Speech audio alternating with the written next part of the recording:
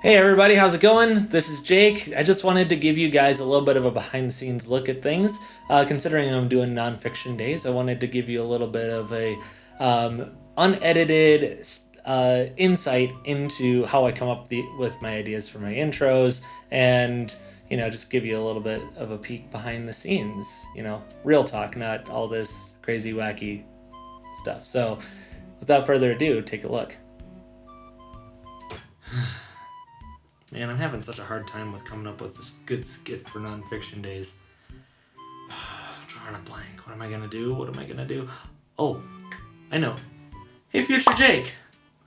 Hey, what do I end up doing and how does it go over? Well, it actually turns out that...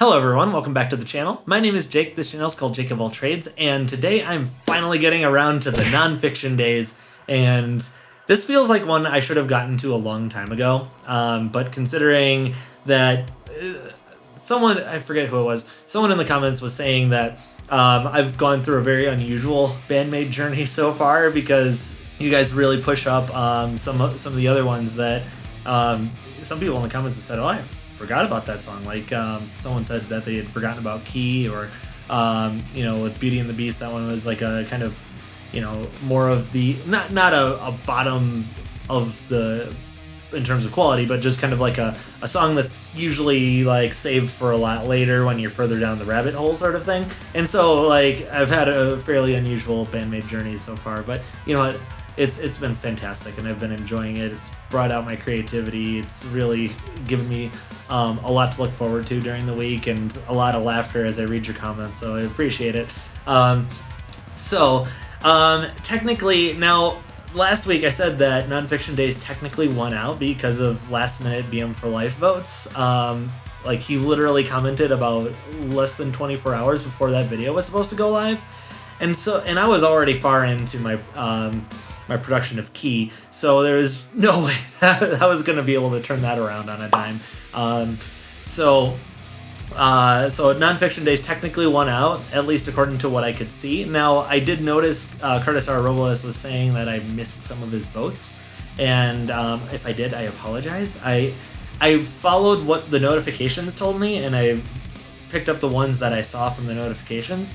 If you left some in other places, I missed them, and I apologize. But at least from what I saw, it looked like Nonfiction Days like won out at the last possible second. But again, pretty far into production, can't turn that around like that. So just had to roll with it and save it for this week. Now, you guys definitely put down a lot of votes in addition. So I said 117 votes last week. It went up to 165. So you guys, if it like there was any doubt last week, there's no doubt this week. So I'm excited to get into it. I'm going to be doing a compare and contrast between the music video as well as a live version. So as I'm accustomed to doing by this point, if it's at all possible. I am going to give a shout out, and it's going to be a very long shout out session because there's 165 votes for this song. So bear with me as I get through them all. We have Barry Counts with 3 votes, BM for Life with 64 votes, That still only counts as one. Brian DeVito, Curtis R. Robles with 11 votes, Dan Joseph with 2 votes, please excuse me if I mess up your name, Dave Bull with 1 vote, Dean F. with 1 vote, Gary Holloway with 6 votes, Jeff B5 with 4 votes, Greylock 100 with 2 votes, Interstellar Dave, JK Kansas Band with 8 votes, Jonas S with 5 votes, Jaywood Japan, LS,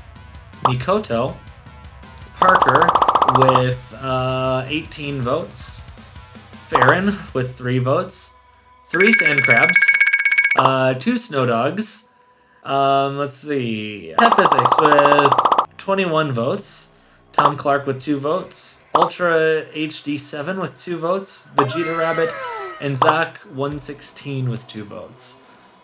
Whew. I think the record for total votes is like 166, so I think this one fell like one shy, but there was a large diversity of you guys pushing for this one, so appreciate it again. Without any further ado, let's get into the Nonfiction Days music video. Okay, the Nonfiction Days official music video. Oh, speaking of that, I heard the amp on the beach thing from the collage last time was from this video, so get to see the amp on the beach, which will be fun. All right, here we go.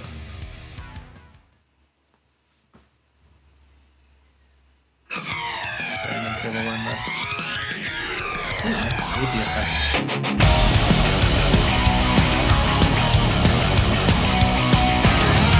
Nice high energy song.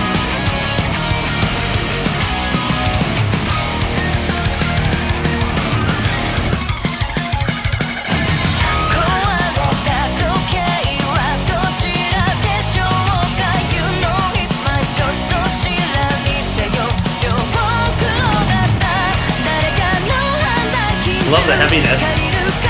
Wind turbine.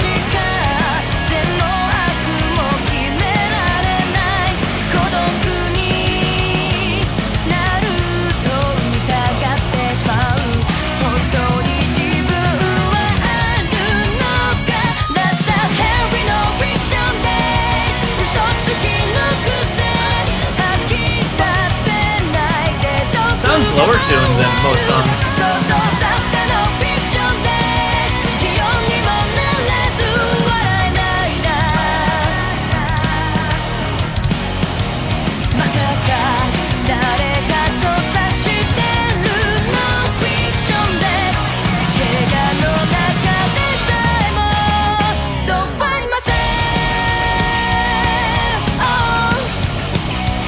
I like all the variety they had at the end of the chorus there.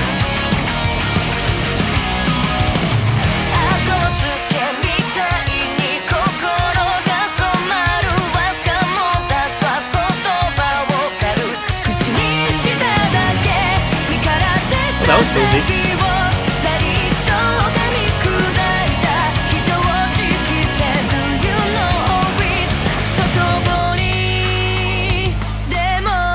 Oh, that threw me off.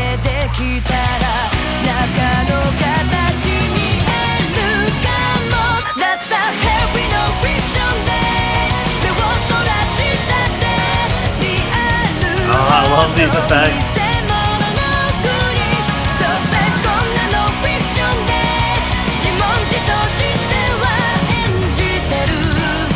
They are on fire. Song is there.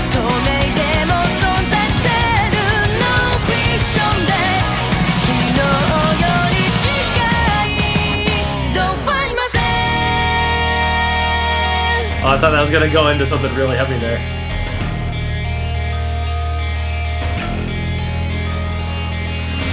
That's beast. Real rattly.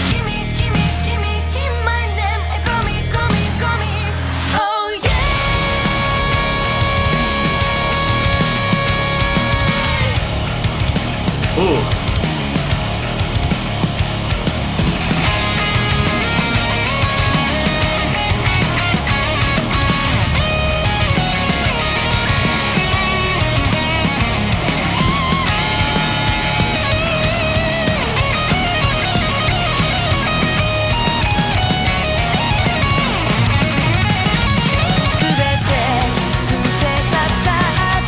Yeah.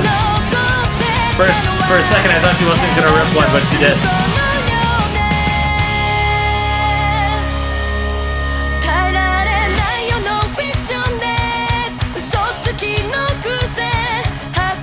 This would be a good hand clap crowd moment.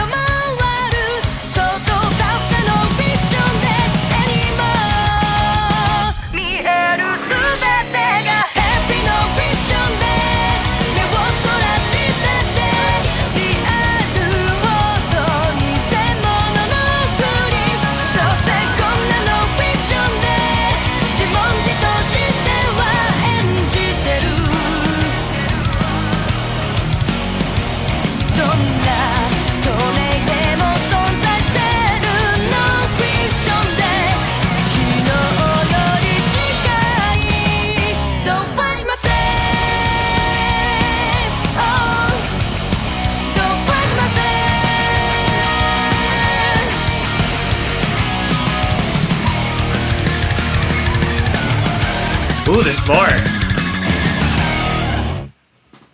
Okay. Not much more, but it was a nice little fake out in the ending. That was sweet. Okay, now time for the Nonfiction Days live version. I'm excited for this. Here we go.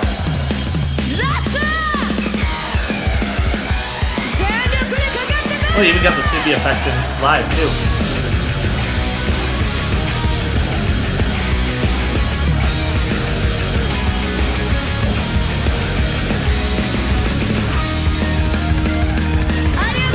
Just I love how clear this is.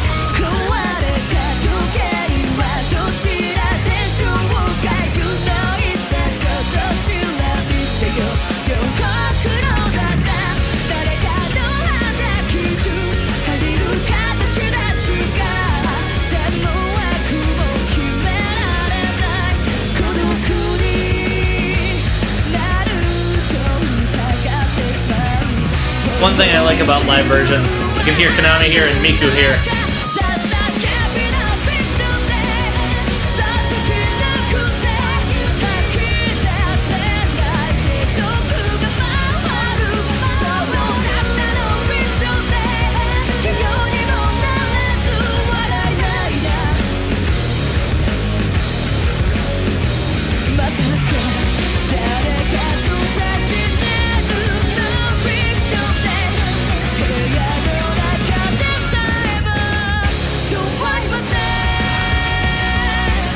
I love the ending of the chorus there.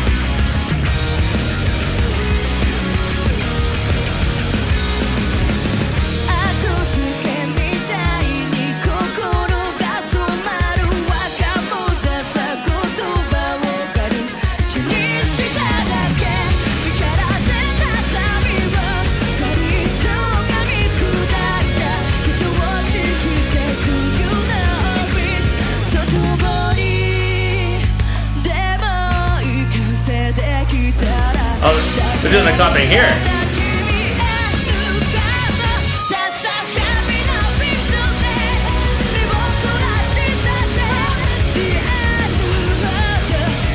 One heck of a show.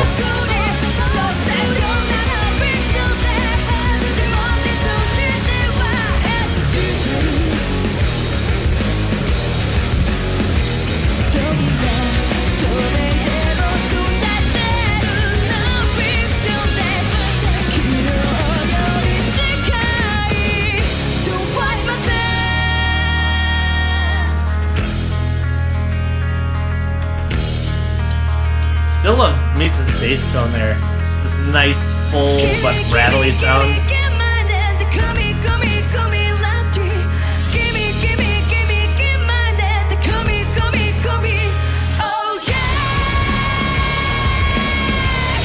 Ooh, they got fire on the stage too. Nice.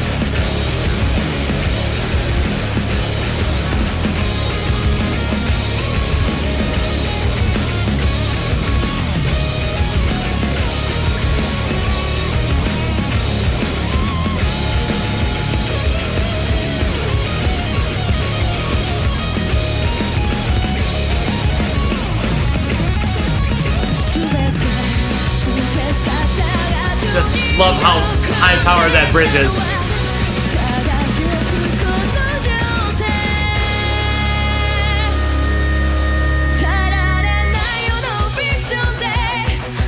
Ah, I knew it. I knew they were going to do that.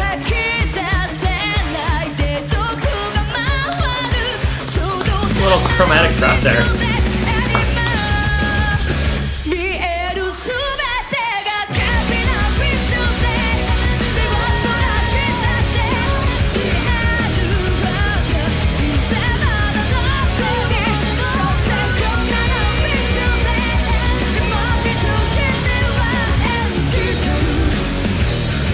Slinky and Miku are complimenting each other so well in this song.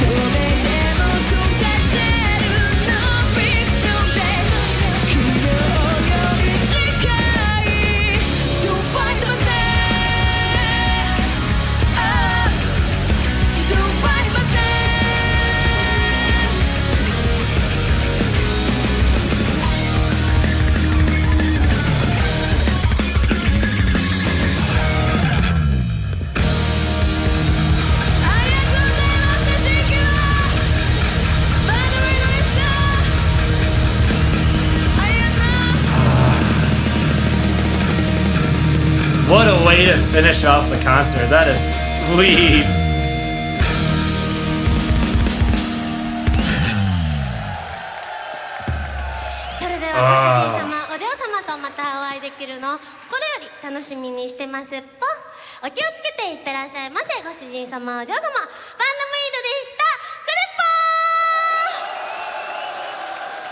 Anyone who knows Japanese, please translate that for me.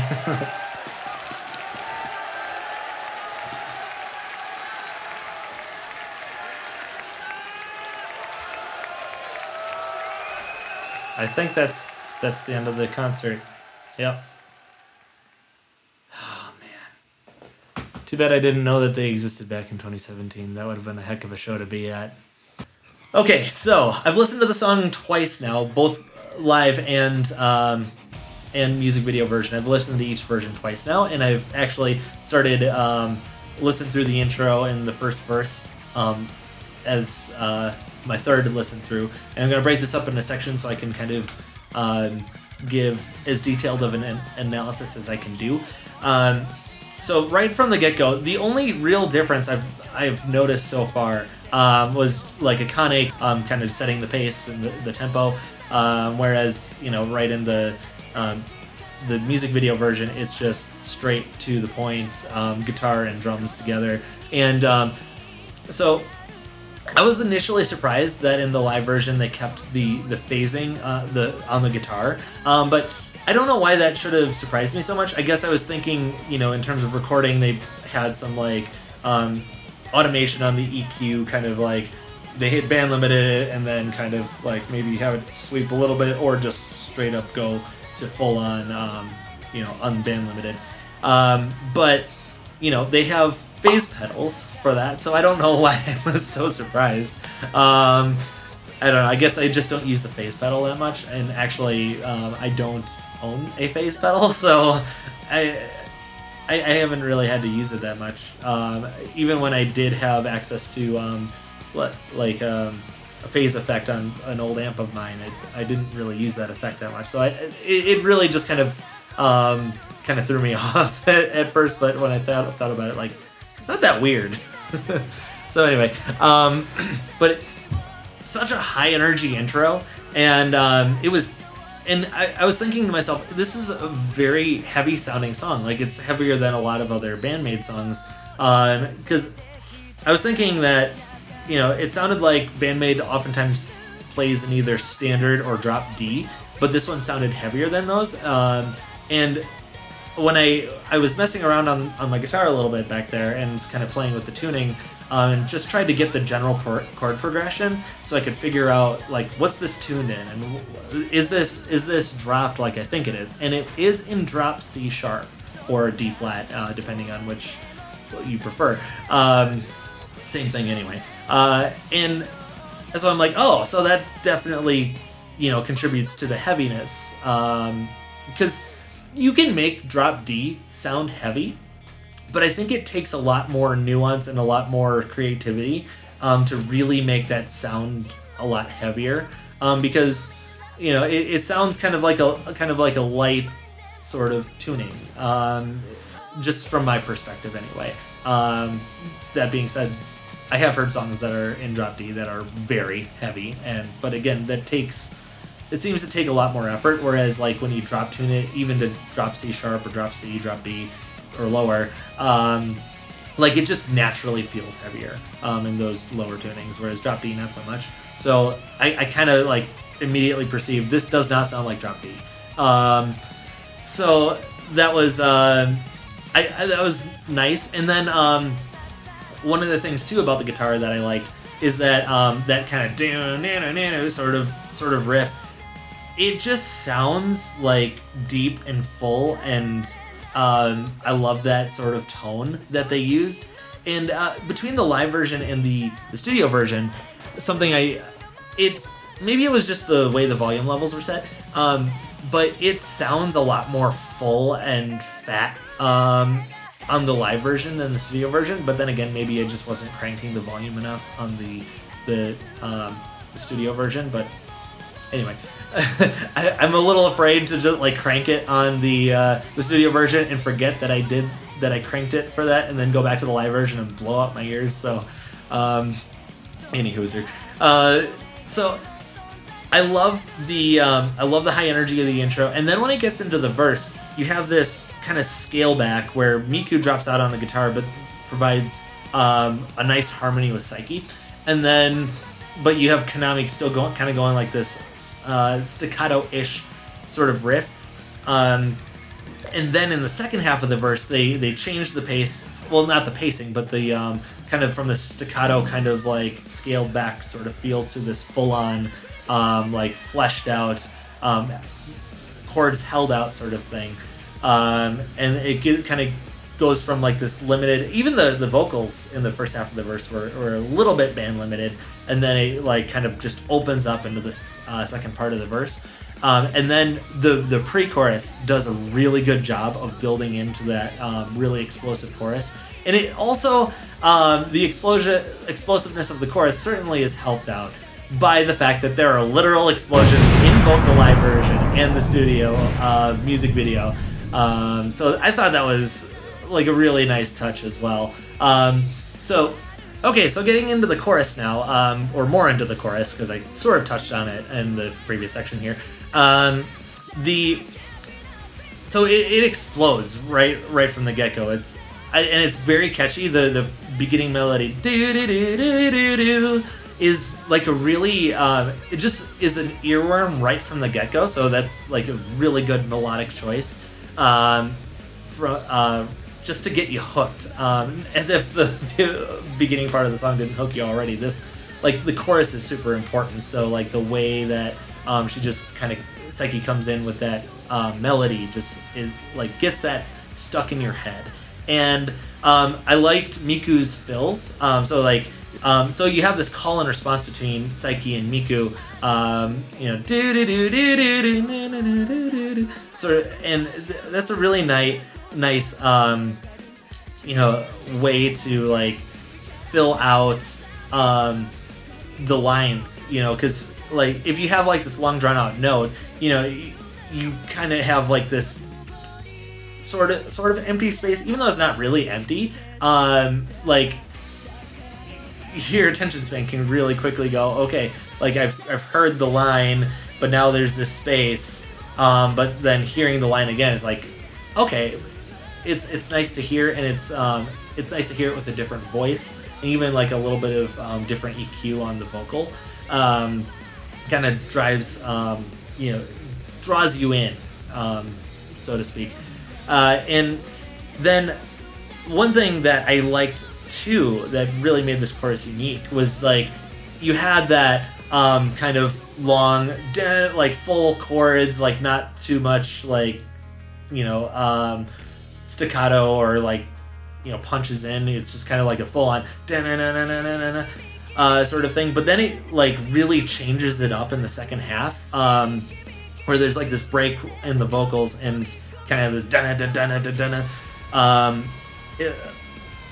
I'm not sure if it's exactly a different time signature, but it almost feels like that, like a 7/8 sort of time signature.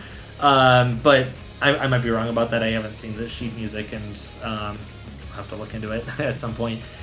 And it's such a cool contrast to the first half, where it's like this full fleshed out thing, and then in the second half it's like so that was really, really neat. And then it goes right back into the intro riff, getting into the second verse, and the second chorus is pretty much the same, so I'll kind of like gloss over that, at least for the moment anyway. But getting into the second verse and the second pre-chorus, like you have Miku's guitar drop out again, like it did in the first verse, and also Misa's bass drops out as well, and so you just have Konami doing something kind of a little bit, some high leads and whatnot, but then Miku and Psyche have this really, really nice harmony in the first half of the second verse, and I really just enjoy hearing how well they blend. And then you have Akane like keeping up the high energy, even though like a lot of it dropped out. She still provides that energy to the first half of the verse. And then when it gets to the second half of the the second half of the verse, like I love how they come in with like this very bluesy sort of riff, this do do do do do do sort of thing. Both Misa and Miku's guitar come in, and it's just like this little blues riff that gets into the second part, and the second half of the verse feels very chorus-y in terms of how fleshed out and full it feels, and then you got this like.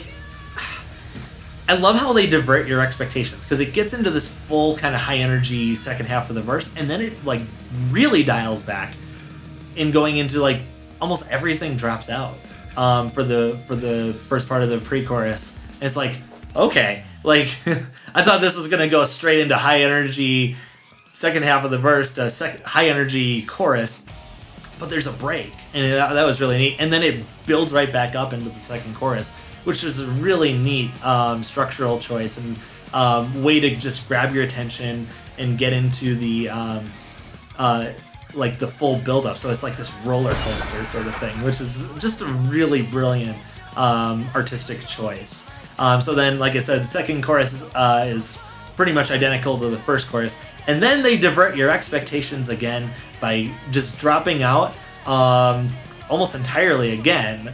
Right at the second chorus, because like in the, when Psyche sings that held note at the end of the chorus, in the first time she does it goes right into the heavy intro, but this time it just completely drops out, and you're like, ooh, what's coming next? So, okay, so getting into the bridge, like I mentioned, everything just kind of drops out, and what's interesting is like it's so dark.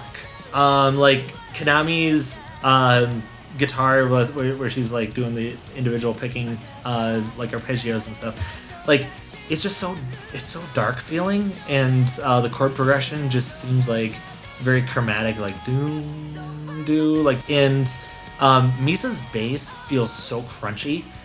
It still feels very full, and like the breath is like very just, it's a very wide sounding bass, but it's got a crunch to it. And a rattle, which is pretty sweet as well.